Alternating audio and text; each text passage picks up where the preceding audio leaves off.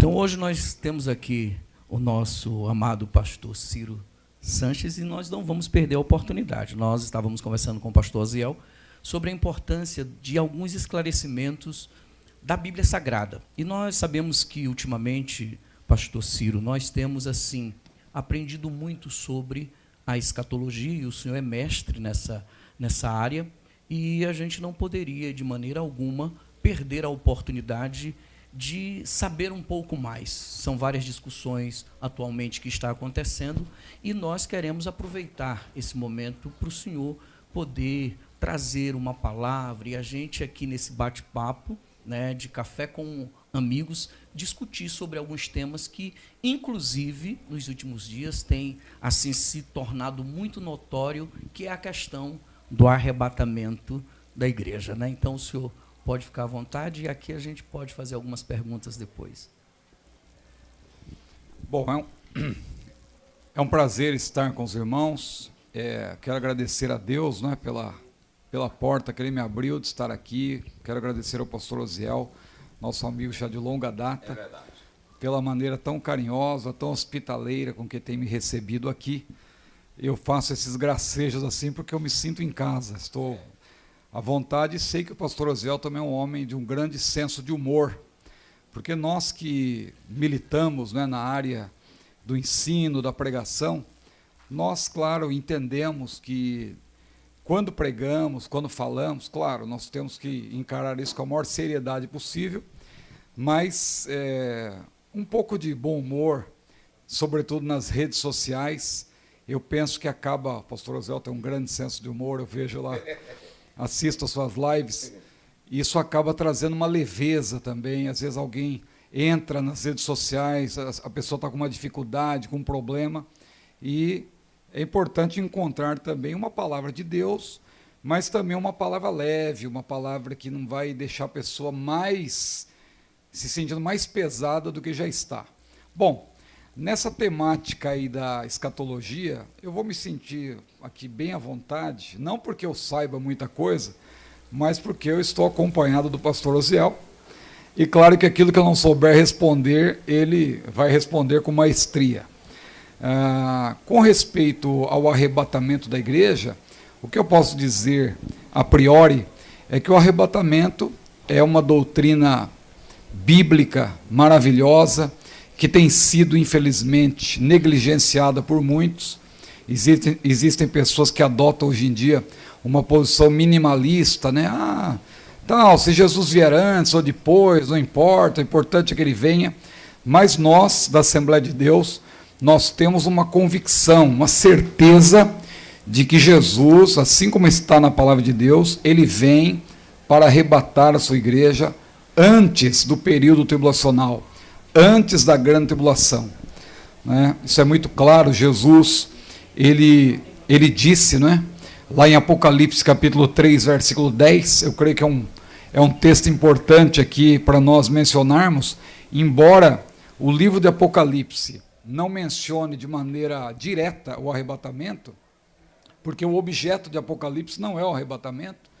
O Apocalipse trata já da igreja no céu. João vê a igreja já no céu, lá a partir do capítulo 4, mas como é uma mensagem também de esperança para toda a igreja, nós vemos que em algumas partes de Apocalipse o arrebatamento aparece de maneira implícita, de maneira indireta, como no caso de Apocalipse 3 e 10, aliás no 8, o Senhor Jesus disse, né, para o pastor daquela igreja de Filadélfia: tendo pouca força, guardaste minha palavra e não negaste meu nome. E aí então ele diz: como guardaste a palavra da minha paciência, ou da minha perseverança, eu também te guardarei da hora da tentação que há de vir sobre todo mundo. Talvez o pastor Oziel poderia até falar alguma coisa aqui daquela construção frasal ali no grego, porque fica muito claro que o livramento que o Senhor Jesus promete ali não é um livramento do período em si, ou melhor, de dentro do evento em si, mas sequer da participação dele. Te guardarei da hora, ou seja, do período, ou seja, você não vai nem passar pelo período. Então ali está implícito que o arrebatamento está presente, porque nós sabemos que o arrebatamento é também um livramento, como diz lá em Lucas, capítulo 21, versículo 36, aquele texto ali eu vejo como muito claro também, que nós devemos vigiar para que possamos escapar das coisas que brevemente hão de acontecer. Não é verdade, pastor Osiel? Verdade. Meus irmãos, é um prazer estar aqui com o pastor Ciro e falar desse momento tão especial. E confirmando o que ele está dizendo, o apóstolo São Paulo, em Tito 1,13, ele chama isso de bendita esperança. Né? Essa é a nossa expectativa. E lá em 1 Tessalonicenses, tanto no 5,9 como no 1,10, o apóstolo São Paulo é bem claro que o Senhor virá para nos livrar da ira futura. Né?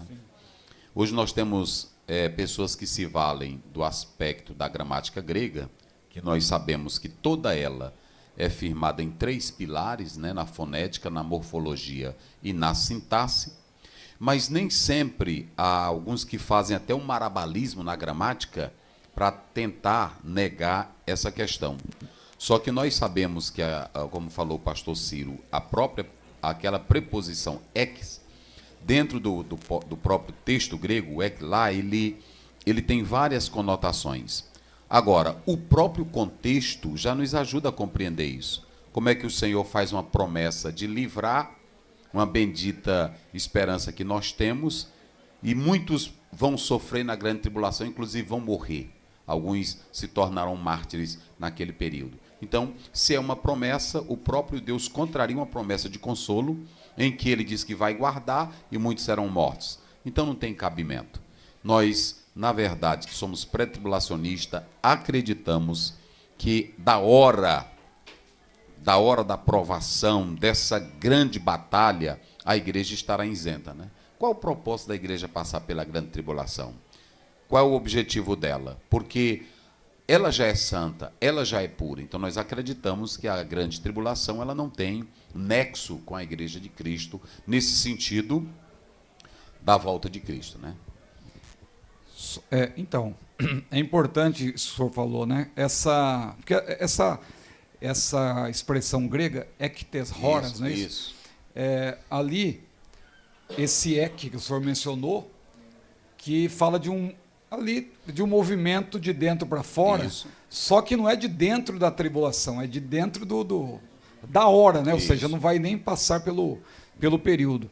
Agora, é só uma coisa que eu queria acrescentar, que é importante, porque muita gente fala que aquilo ali Jesus prometeu para a igreja de Filadélfia. Isso. Só para a igreja de Filadélfia. E a igreja de Filadélfia, todos morreram. E se esse período tribulacional é futuro, como que pode estar se referindo ao período tribulacional? Só que tem um detalhe, só para esclarecer isso aí. Primeiro que, claro, Apocalipse tem os destinatários originais, isso. Que são aquelas 7 igrejas da província da Ásia que foram eleitas para... Porque o número 7 ali tem um sentido de completude, isso, porque havia outras igrejas na província da Ásia, havia a própria igreja de Colossos, né? A qual Paulo escreveu, mas não faz parte daquelas 7 igrejas ali, Hierápolis e tantas outras.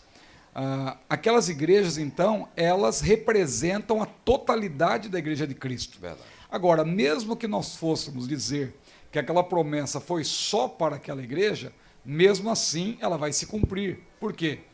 Tem até aquele bordão que muitos usam, né, que crente que tem promessa não morre. Só que o caso ali daquelas igrejas, Deus vai cumprir a promessa mesmo depois da morte, porque o que vai acontecer? A Bíblia não diz que os mortos em Cristo ressuscitarão primeiro? Aqueles irmãos são mortos em Cristo. E eles vão ressuscitar quando? Eles vão ressuscitar por ocasião do arrebatamento, exatamente antes do início do período tribulacional. Então, a promessa vai se cumprir. Verdade. Como guardaste a palavra da minha paciência, eu te guardarei da hora da tentação que há de vir sobre todo mundo. A hora da tentação que há de vir sobre todo mundo começa exatamente após o arrebatamento, porque o arrebatamento é um evento desencadeador. A igreja é tirada e começa todo o plano escatológico que Deus já estabeleceu.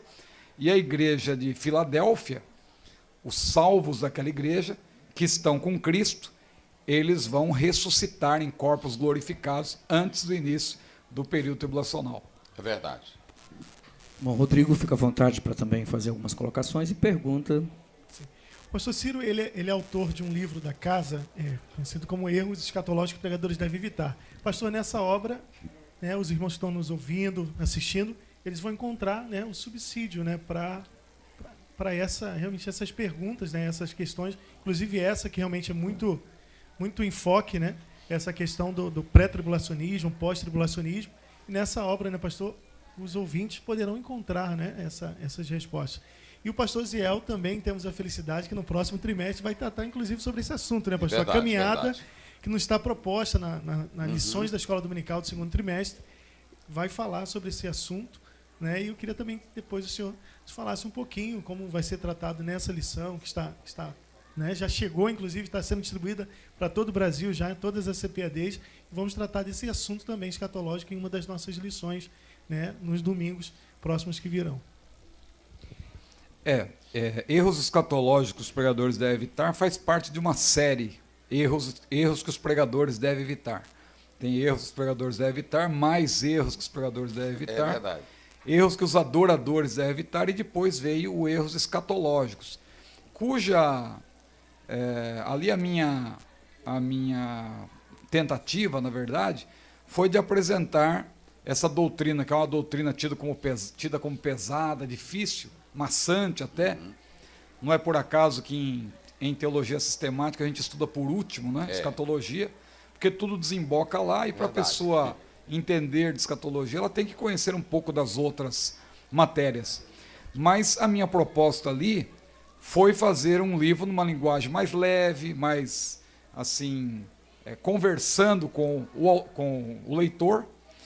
E, por graça de Deus, nós temos também, também citando, aquela obra Teologia Sistemática Pentecostal. A unidade de escatologia também é de minha modesta autoria. Ali já é uma abordagem mais teológica mesmo, né, com os termos teológicos.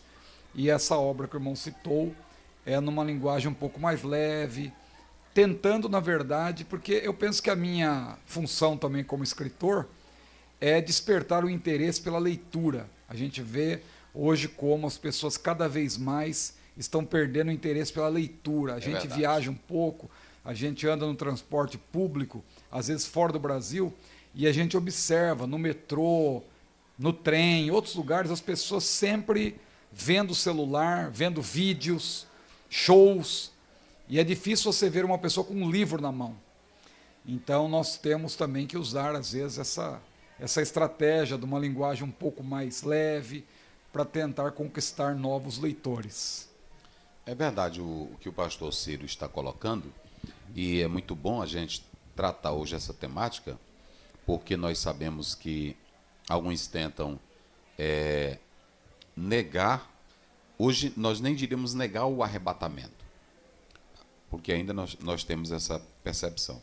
Mas dentro das linhas escatológicas, do meso, né, do pré-milenismo, do pós, o que se pode observar, seguindo essa ideia, tanto do pós-tribulacionismo, do meso, né, a gente percebe que eles não negam o arrebatamento. Eles juntam, como o senhor pregou agora há pouco, junta os dois eventos como sendo um só evento, né?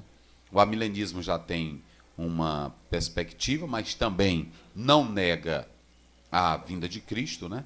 Eles têm um lado espiritual da sua interpretação, e a gente sabe que essa interpretação do Apocalipse, que gira em 4 escolas, né? Preterista e idealista e assim por diante, né? Historicista e futurista. Isto, historicista, obrigado, pastor, culturista. Cada uma tem o seu viés, né? Isso o pastor Ciro está colocando aqui. Porque às vezes, pastor Ciro, tem pessoas lá fora que pensam que os assembleianos, eles não sabem dessas coisas. Sabiam disso? A pessoa... Só que as mesmas coisas que os reformados estudam, é as mesmas coisas que nós estudamos também. Não é isso? As mesmas coisas que nós estudamos. Agora, às vezes uma igreja, ela tem a sua tradição histórica, que nós não tiramos o mérito, mas nós sabemos que dentro dessa tradição histórica, nós temos muitos acertos, mas nós temos muitos erros, né? E erros crassos até dos pais da igreja. Então, diga-se de passagem que dentro da escatologia nós vemos até mesmo Lutero que não queria tratar sobre o assunto, né? E não era só o caso, que eu já vi as pessoas, não, eles estavam só atrelados à questão da reforma, só a escritura. Não, Lutero, ele depois vai tentar argumentar alguma coisa, mas você vai ver lá no quarto século, o próprio o Agostinho, ele quando trata do assunto, ele tem concepções que, na verdade, não era bíblica. Vem da escola de Alexandria, vem de outro, né, pastor Ciro? Sim. Então, mas não é que a gente não saiba. Gente, hoje todo mundo tem acesso à informação. Quem hoje não abre um computador ou qualquer coisa e não vai ter acesso a manuscritos, a processo histórico, e a questão é só estudar. O que nós queremos dizer? É que o arrebatamento é bíblico.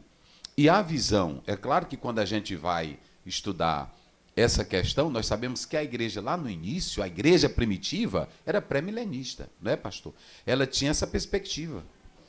Se o senhor me permitir uma abordagem sobre isso, é interessante isso aí, né? Porque uma coisa que a gente ouve muito, os nossos jovens estão ouvindo, e às vezes eles acabam aí abraçando essa ideia sem uma melhor averiguação, é aquela conversa assim, olha, em 1800 anos ninguém nunca falou do arrebatamento pré-tribulacionista e tal. Só que não é bem assim. Por quê? O senhor mencionou a escola de Alexandria, né? Isso. Então lá o Filo, né? Depois o Orígenes, Clemente, né? E aí Agostinho acabou também abraçando essa ideia. Agostinho era muito influente e ele defendia a interpretação alegórica. Verdade. Ele alegorizava o texto sagrado e o próprio Apocalipse foi alegorizado também. Então ele começou a ver um sentido por detrás do real sentido. O milênio, por exemplo, foi alegorizado, não é 1000 anos, é um período indeterminado, e ali nasce o amilenismo, porque a igreja, como o irmão falou, ela era pré-milenista a priori.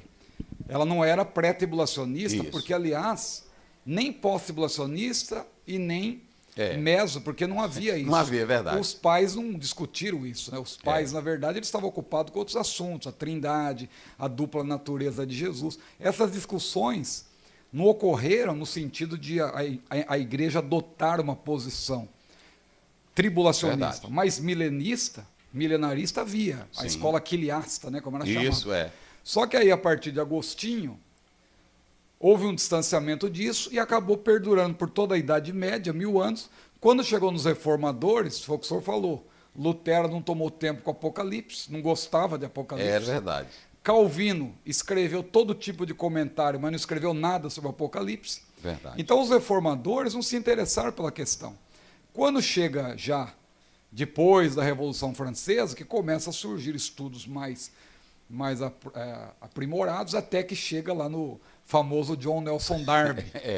E John Nelson Darby já tem estudos, não sei se o irmão tem o livro aqui, tem um livro que foi publicado há pouco tempo no Brasil, da editora Carisma, que dispensacionalismo antes de Darby. Isso. Que o autor William Watson, ele fez uma pesquisa em vários museus, várias bibliotecas em Londres e outras localidades da Europa, e ele descobriu que o que Darby fez, na verdade, foi sistematizar tudo que já havia até ali, inclusive verdade. Entre os reformados. Verdade. O entendimento das dispensações e tal, do arrebatamento pré-tribulacional, já havia esse entendimento.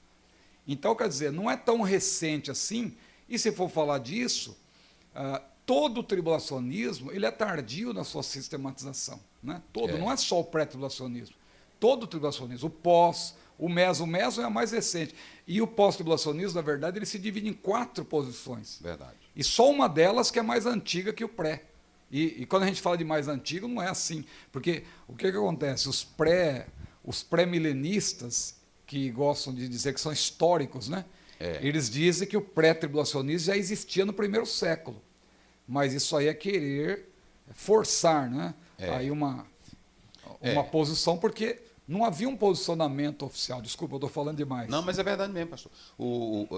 A colocação do pastor Ciro é muito importante, porque quando o Darby entra em cena, ele não cria nada novo. Sim. Né, pastor? Ele não cria nada novo. Tem um autor que ele mostra, desde o 3º século, já havia essa ênfase. Agora, como o senhor pontuou, o método alegórico de Orígenes, que todos adotaram, massacrou o literal, de modo que eles desprezaram isso. E aí, na reforma do século XVI, os homens de Deus que trazem de volta o literal, aí vem. Mas, e o interessante, pastor, eu estava lendo de um autor, me foge o nome dele agora, que ele disse que não foi nem o Darby que trouxe esse reavivamento. Com o iluminismo, a renascença, o desejo das novas obras, esse assunto, ele vem à baila, ele reaviva outra vez, e não foi só ele, né? Porque eu vi um dia desse um rapaz aí na internet dizendo, olha, isso aqui é do século XIX, que uma pessoa trouxe, e não é verdade. Olha, gente, nós estamos aqui para dizer isso, não é verdade. Quando Salomão disse que não há nada novo, ele está certo. E essa ideia que vem até um livro do Shedd, que ele diz o seguinte, ele diz que não se pode falar em pós-tribulacionismo, não se pode falar em outra corrente dentro da igreja primitiva. O que tinha lá era o pré-milenismo, não é, pastor?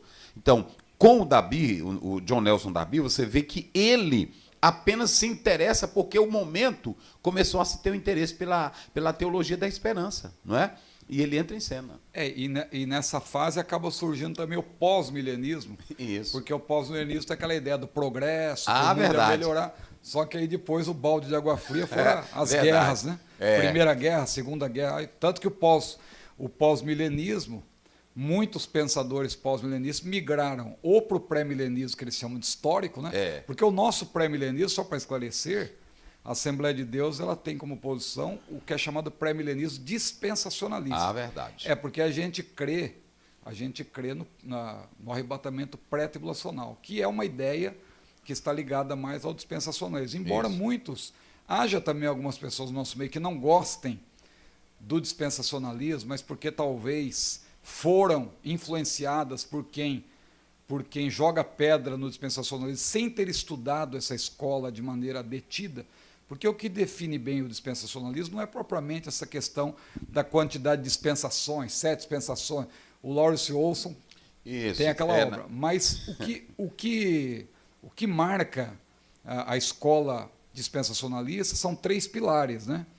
O caso da separação entre a igreja e Israel. Isso. Claro que hoje quem se converte, judeu ou cristão, Efésios 2, que nós estudamos, diz isso. Deus derrubou a parede da separação. Mas no que tange a promessa que Deus fez a Abraão, a aliança que Deus fez com Abraão, é uma aliança perpétua. Então Deus vai cumprir no milênio aquilo que Deus prometeu para Israel, com respeito à terra, né, do Egito até o Iraque atuais, a terra prometida, Israel nunca ocupou toda aquela terra.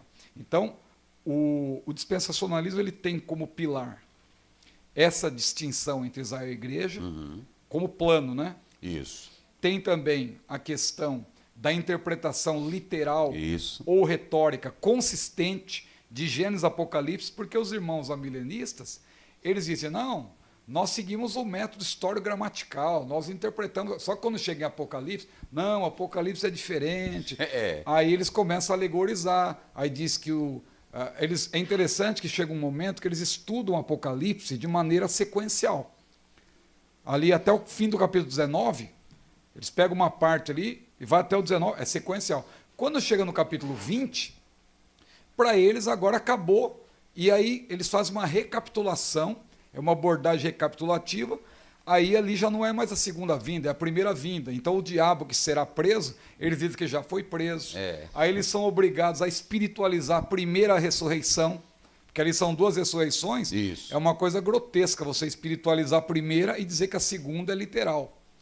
Verdade. Então nós não temos... Eles forçam, né, a hermenêutica deles ali, nesse aspecto que o pastor está falando. Lembrando, jovem, muito bem a colocação do pastor Ciro, é importante você fazer essa distinção sobre os dispensacionalistas e também os dispensacionalistas históricos, né?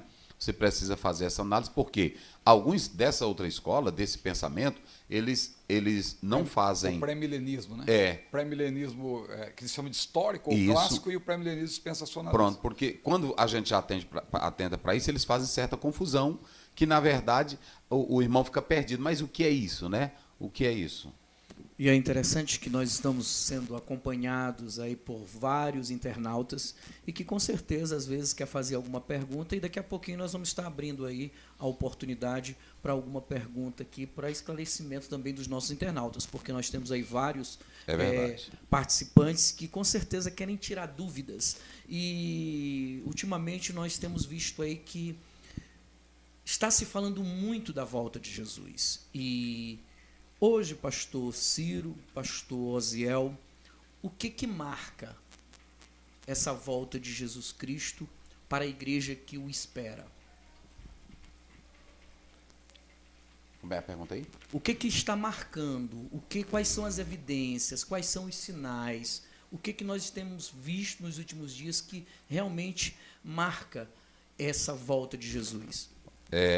A boa pergunta do pastor Douglas. E eu quero até dizer para os irmãos que nós hoje temos alguns fenômenos que acontecem, e quando a gente lê Mateus 24, nós temos terremotos, nós temos falsos cristos, nós temos falsas profecias, nós temos esfriamento do amor. Agora, é claro que há escatólogos da visão pré-tribulacionista que vê a presença da igreja em Mateus 24. Eu, particularmente, já tenho a percepção que envolve a grande tribulação. Quando a gente atenta para esses fenômenos, que eu quero muito bem explicar para os irmãos, na hora que acontece, pastor Douglas, uma enchente, ou vem a pandemia, ou vem... Aí a pessoa já diz, é a volta de Jesus. Não é, pastor? É a volta de Jesus. E aí pode falar. Não, o senhor vai concluir? Porque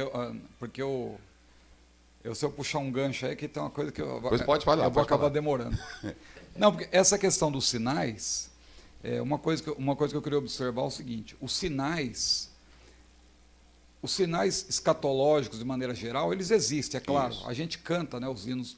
Tem o hino da harpa que diz, tudo nos mostra que Cristo já volta. É verdade. Então, claro que existem sinais. Agora, é importante observar que, quando a gente fala do arrebatamento em si, o arrebatamento é um evento desencadeador do plano de Deus escatológico. Ou seja, a partir do arrebatamento, tudo vai se desencadear. Verdade. Só que é o seguinte, o arrebatamento, ele é descrito na Bíblia como um evento iminente. E aí que é uma coisa que muita gente tem dificuldade de entender, porque o que é iminente, ele não precisa necessariamente de sinais para acontecer. Ou seja, os sinais, eles existem. São sinais escatológicos. O senhor falou aí, guerras e rumores de guerras, terremotos, tudo aquilo que Jesus mencionou, que ele chamou de princípios de dores, Odin, né? No grego ali, que é dores de parto, né? Verdade. Princípio das dores de parto, ou seja, quando vai se aproximando o momento da mulher dar à luz, as dores vão se intensificando. Então, desde o primeiro século, esses sinais estão presentes.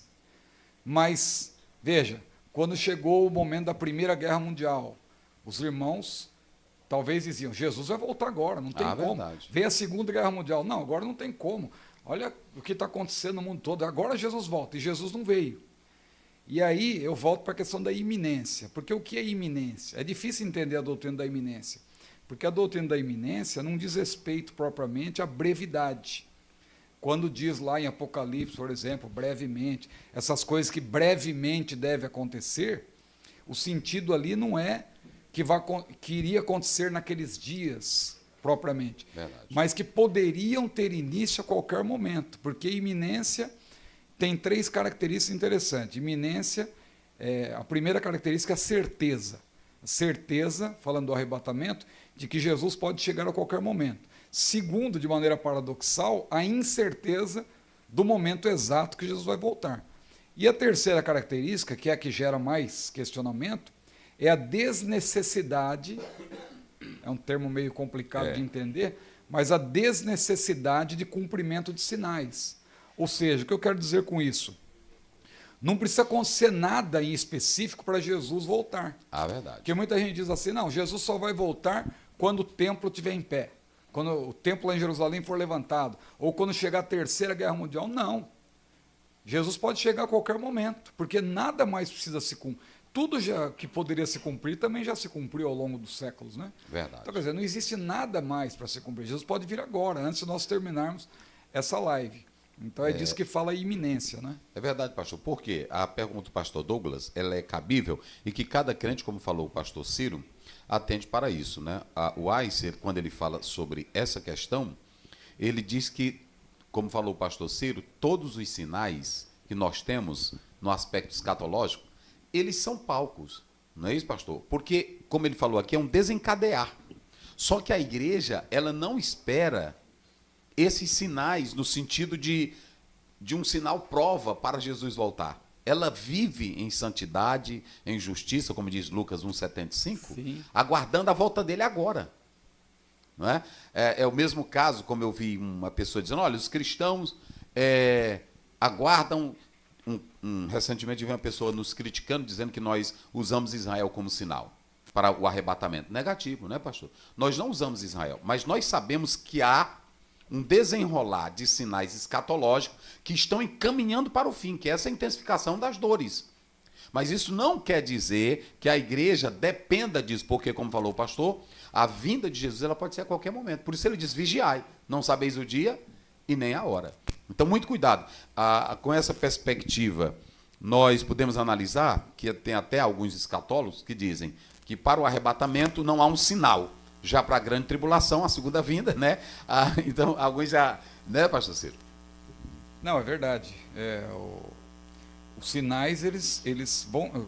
Veja, quando a igreja for arrebatada, quem estiver na terra, evidentemente, que estiver atento ao plano escatológico presente na palavra de Deus, claro que vai saber que os eventos estão acontecendo e que Jesus, a grande tribulação, vai ter a sua culminância com a descida de Jesus à terra, verdade, com a sua igreja. Então, a partir daí, então, existem sinais, indicadores da descida de Jesus à terra. Mas para o arrebatamento em si, é um evento iminente e que nós não sabemos o dia nem a hora, por isso nós temos que estar prontos. Qualquer que tenha essa esperança, disse João, purifique-se a si mesmo assim como ele é puro, tem que estar pronto. E nós fizemos essa pergunta porque geralmente os crentes, quando tem algum acontecimento, como o pastor Aziel falou, eles já ficam desesperados, olha, Jesus está voltando, né? Nós temos aqui uma pergunta aqui com um dos nossos internautas e o irmão Rodrigo ele vai fazer aí em nome de Jesus. Pastor Ciro e pastor Aziel, tem a pergunta aqui do irmão Wallace Alves Amaral. Eu tenho uma pergunta, o céu é para a igreja ou é a nova Jerusalém que desce do céu é para Israel? Deixa eu reformular. Eu tenho uma pergunta. O céu é para a igreja e a nova Jerusalém que desce do céu é para Israel? Acho que é essa a pergunta, né? Uma coisa é certa, né? A igreja vai estar onde o Senhor estiver. 1 Tessalonicenses, capítulo 4, versículo 17, diz: e onde estiver o Senhor, estaremos, digo, para sempre com o Senhor. Ou seja, onde o Senhor estiver, estaremos. E a igreja, claro, por ocasião do arrebatamento, ela vai ingressar no céu. A igreja precisa ir para o céu, porque Jesus falou, na casa de meu pai há muitas moradas, e ele disse, virei outra vez e vos levarei para mim mesmo, para que onde eu estiver estejais vós também. Então a igreja entra no céu, por ocasião do período tribulacional, 7 anos na terra, a igreja vai estar no céu. Claro que lá no céu o tempo não é cronológico, nós não vamos chegar no céu e ficar olhando para o relógio, já passou 1 hora que eu estou aqui e tal, daqui a 7 anos eu vou descer com Jesus. Não, lá no céu não é tempo cronológico, cronológico é na terra. É verdade. Então lá é outra dimensão, a igreja glorificada. O fato é que a igreja vai participar das bodas do Cordeiro, vai estar na presença de Deus por 7 anos e vai descer com ele na terra. Isso. Quando Jesus descer à terra, o que acontece? Ele vai implantar o milênio na terra. É literal, nós cremos assim. E a igreja, se nós vamos estar onde estiver o Senhor, então estaremos com ele na terra. Depois de tudo isso, resumindo aqui, professor, o senhor deve ter outras coisas para acrescentar, mas a questão que eu queria abordar é a seguinte: Deus fará novos céus e nova terra. E aí alguém fala assim, não, a igreja não vai viver no céu, a igreja vai viver na terra. Ora, mas se Deus vai colocar o seu trono aqui, e ele vai fazer novos céus, nova terra, eu penso que tudo isso é uma coisa só. O céu em toda a sua plenitude é justamente o novo céu e a nova terra que Deus... Então nós vamos estar para sempre com o Senhor no céu.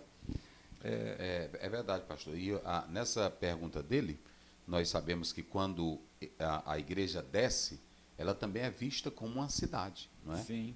Ela é vista como uma cidade, mas essa cidade aqui, que é a Jerusalém terrena que o Senhor vai transformar, e a igreja quando desce, então o céu é onde Deus está, e nós estaremos com Ele aqui na terra, não é? Ele vai estabelecer o seu trono, né? E não vai haver mais a questão, né, nessa dimensão que nós vamos estar, veja, não vai haver mais essa questão de espaço, né?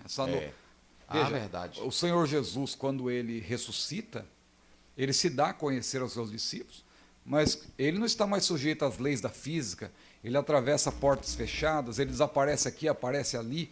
Então nós vamos ter um corpo semelhante ao de Jesus, e eu penso que não vai haver essa restrição, é outra dimensão. Com certeza, né? é verdade. Então, quer dizer, a Bíblia apresenta ali essa questão da Nova Jerusalém e tal, para nós entendermos, termos um entendimento, numa linguagem, claro, para nós entendermos nesse estado limitado em que nós estamos, mas quando estivermos em outra dimensão, é aí que nós vamos ter o conhecimento pleno, né?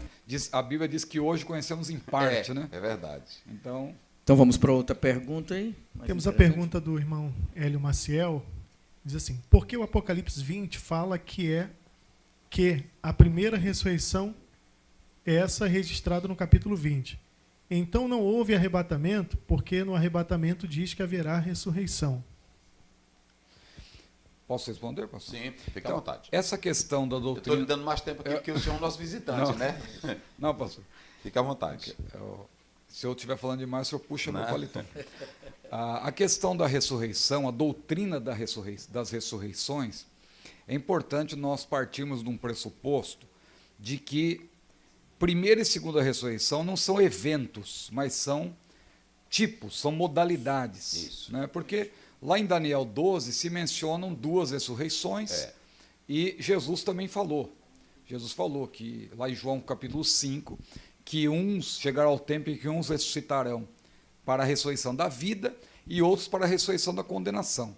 Há irmãos que tomam aquilo ali como se fosse uma coisa só, Isso. porque também em João tem a menção de que Jesus falou, ressuscitarei no último dia, então eles acabam vendo esse último dia como um dia de 24 horas e que tudo vai acontecer ao mesmo tempo. Só que como a Bíblia explica a própria Bíblia, nós vemos que outras passagens lançam luz sobre essa questão e mostram, na verdade, que esse último dia, evidentemente, não é um dia de 24 horas, é uma referência ao desenrolar de todos os acontecimentos escatológicos de um período. O dia de Deus, o dia do Senhor, não é um dia de 24 horas também, é um período em que Deus vai julgar e depois também vai abençoar Israel no milênio e assim por diante. Então, quando nós tomamos outras passagens, o que Paulo falou em 1 Tessalonicenses 4, 1 Coríntios 15, olhamos para Apocalipse também, capítulo 20, esse texto foi citado, e várias outras passagens, Lucas 20, outros versículos. Quando a gente considera e compara tudo, a Bíblia explica a própria Bíblia, Cristo as primícias, diz lá, 1 Coríntios 15, 23, disposição de Cristo a sua vinda, nós vamos entender o quê? Que primeira e segunda ressurreição são duas modalidades. Apocalipse 20 deixa claro que aqueles que fazem parte da primeira ressurreição ressuscitam antes do milênio. Isso. E os outros mortos não vão ressuscitar até que passe os 1000 anos, porque eles vão ressuscitar para o juízo final. Verdade. Então, nós podemos afirmar o seguinte, a segunda ressurreição é a ressurreição da condenação, que vai acontecer, isso sim, de uma única vez, após o milênio. Agora, a primeira ressurreição, que é a ressurreição da vida, ela acontece por etapas, começando com Jesus, porque diz que Cristo é as primícias, ou seja, é Ele que abre, Ele que foi o primeiro a ressuscitar num corpo glorificado, e que é um corpo incorruptível e tal. Então, Ele é o que abre esta modalidade de ressurreição, que tem a sua continuação no arrebatamento. Aquela que acontece em Apocalipse 20 não é a mesma. Não é a mesma em termos de evento, mas é a mesma em termos de modalidade. Então, em termos de evento, não é a mesma, porque se você compara 1 Tessalonicenses 4, 13 a 18, com Apocalipse 20, versículos 4 a 6, você vê que em 1 Tessalonicenses 4, 13 a 18, Os mortos em Cristo ressuscitam enquanto Jesus ainda está nos ares. Diz que iremos ao encontro nos ares. E Apocalipse 20, que menciona ali os mártires do período tribulacional, aqueles que terão passado pelo período tribulacional, terão sido mortos pelo anticristo, porque ali diz claramente que eles foram degolados. Né?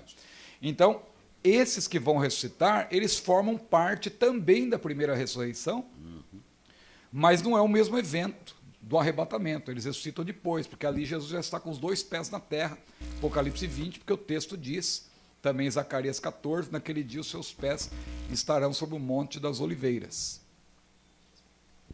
E o pastor Ciro falando, eu me lembrei, há muito tempo, tem uns 15 anos, acho que já, eu lendo aquele livro do pastor Antônio Gilberto, né? Acho interessante aquela colocação que ele faz, né?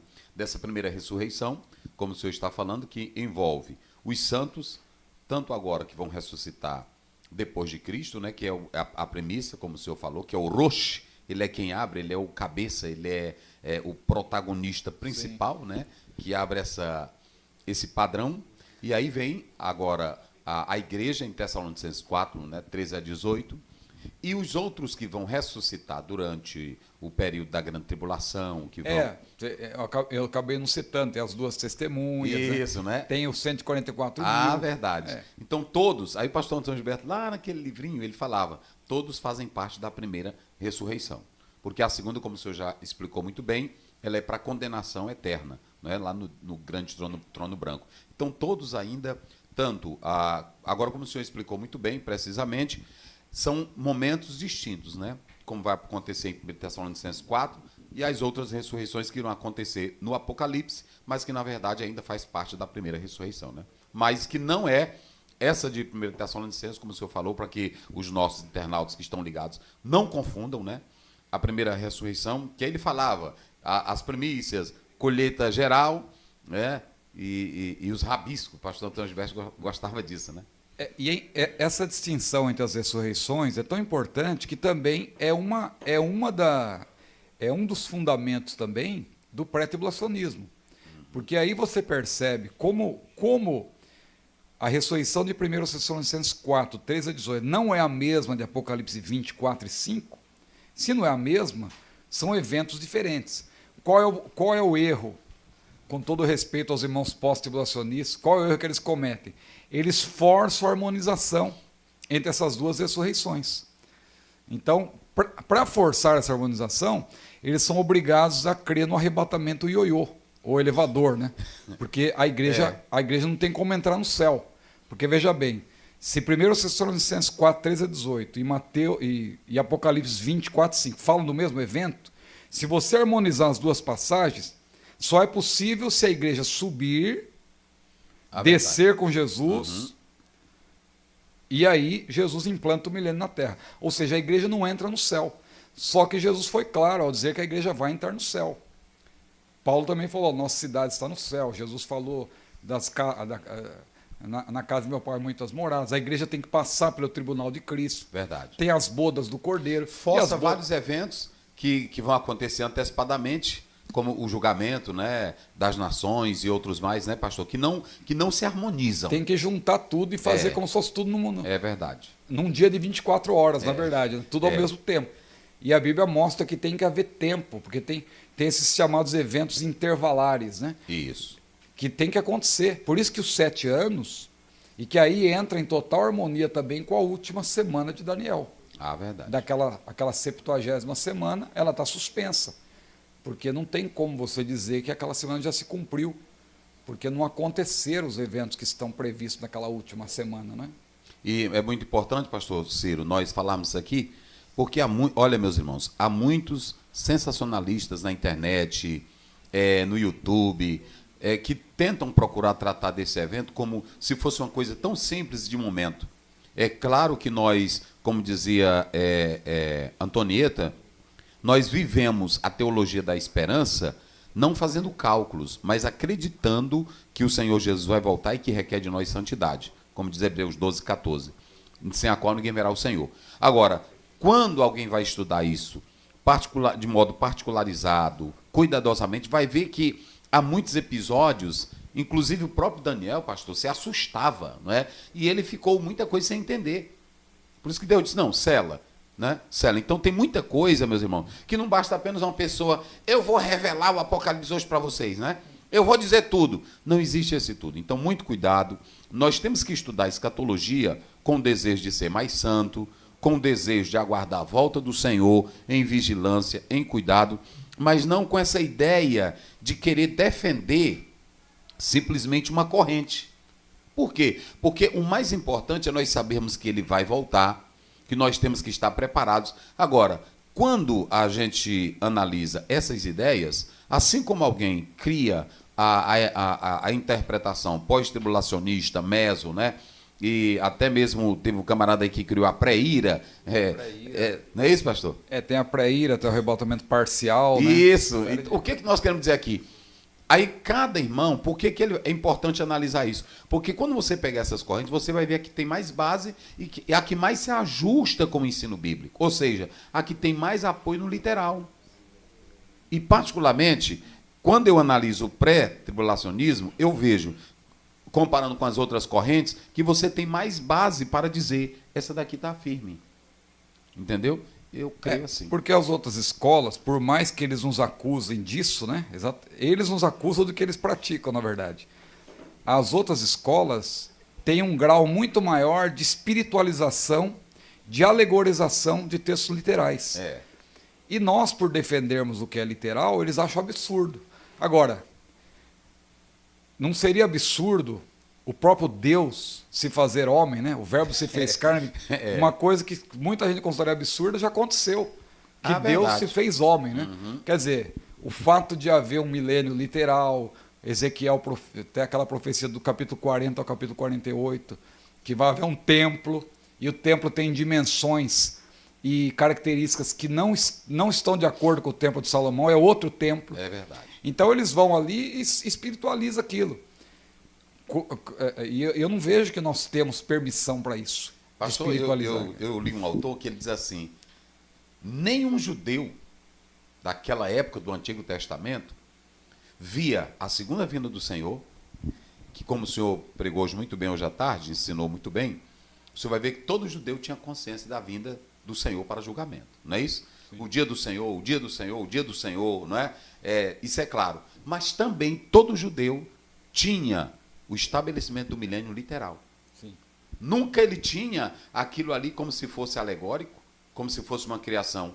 Dentro, se a gente observa, os judeus, quando eles fazem a pergunta para Jesus, quando tu irás estabelecer? Eles tinham uma ideia literal. Do reino, é? Do reino, pastor. E é interessante também que lá em Atos capítulo 1, versículo 7, Jesus, antes de ascender aos céus, os discípulos que eram israelitas, eles tinham essa esperança. Senhor, restaurarás tu nesse tempo o reino de Israel? Qual foi a resposta de Jesus? Jesus falou assim, esquece isso aí, agora tudo é espiritual, isso aí agora mudou, essas profecias do Antigo Testamento agora tem que aplicar a uma nova... Não, o que Jesus falou? Não vos pertence saber os tempos e as estações que o Pai estabeleceu para o seu próprio poder. Ou seja, Jesus não tirou deles essa esperança, só disse que não era o momento de se preocupar com isso. Mas recebereis a virtude do Espírito Santo e tal. Verdade. E aí por isso, então, se eles lá tinham essa esperança, então, quando a gente volta para essa visão, porque o Agostinho trouxe isso aí, e outros se fortaleceram com o que ele trouxe. Sim. E, na verdade, pegaram isso, mas o literal está ali. Né? E os judeus acreditavam na vinda desse período para se cumprir as profecias davídicas, não é, pastor? Sim. Para se cumprir as profecias abraâmicas. Tudo teria que ser. A aliança abraâmica e a subaliança, né, davídica, elas são inquebrantáveis, elas são incondicionais. Deus vai cumprir isso aí, não tem como nós negarmos. O que Deus prometeu para Abraão com respeito à terra e também a descendência, sim, tem uma aplicação espiritual para nós. Né? Nós somos sacerdócio real, nação tem uma aplicação. Em certo sentido, a gente pode até admitir que nós somos o Israel de Deus, num sentido bem restrito.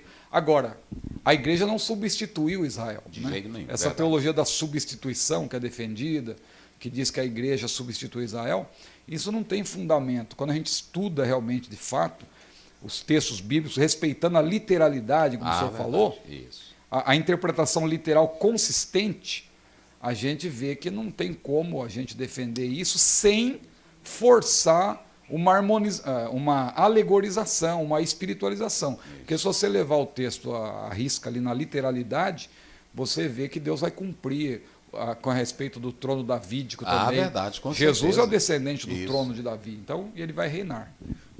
Infelizmente o nosso tempo acabou, tinha muita pergunta aqui, mas isso aí é justamente para que os nossos internautas, os nossos seguidores, eles ficam com esse gostinho de quero mais. É verdade. E em breve nós estaremos voltando aqui com um café com amigos e com certeza será bênção para as nossas vidas. Considerações finais aqui com o nosso pastor Ciro. O senhor avisar também, olha, muita gente aqui, o senhor avisar, dar anúncio aí da sua página e para os irmãos lhe seguirem. Olha, eu quero agradecer pela rica oportunidade, usando aqui um jargão assembleiano, né? Quero agradecer pela oportunidade e dizer, agradecendo, né, pela generosidade dos irmãos de me conceder também essa oportunidade de falar das minhas mídias aí, da minha rede social. Eu tenho o meu canal no YouTube, que é Ciro Zibord, né? Ciro Zibord, você escrever lá o meu nome, você acha.